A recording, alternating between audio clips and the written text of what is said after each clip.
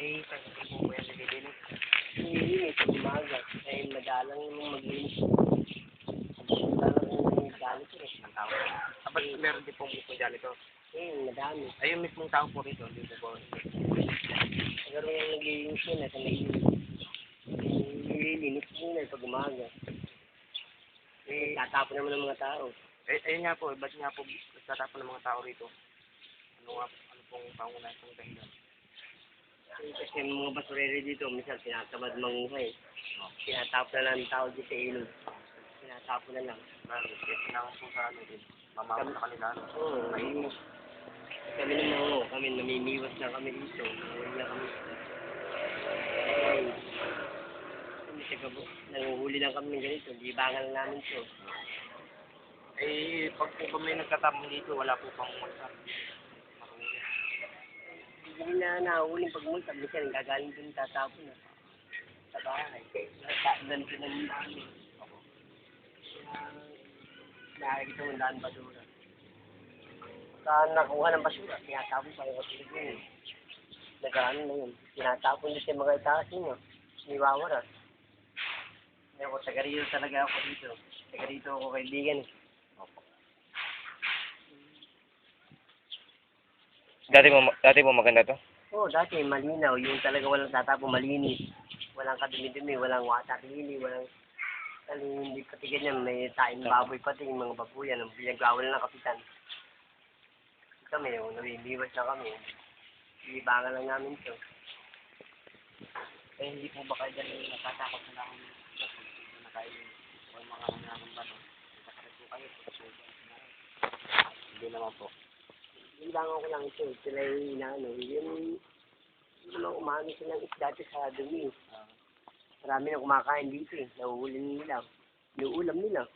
Ay, hindi po. Kung kayo po tatanong, hindi po ba kayo nangangamba na magkasakit po dyan? Tatanungin niyo kung gano'n. Hindi naman ako kung kumakain ng ganito. Libangan ko lang ito, kaibigan eh. Libang ko lang ito eh. Yung ibang kumakain, yun kasamahan ko nanguhuli.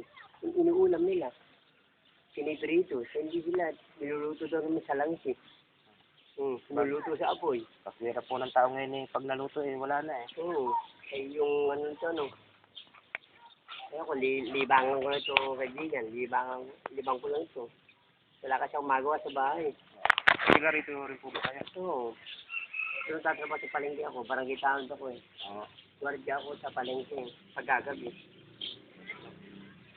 Adventure Pilieto ko eh. Ready ako. Pwede po.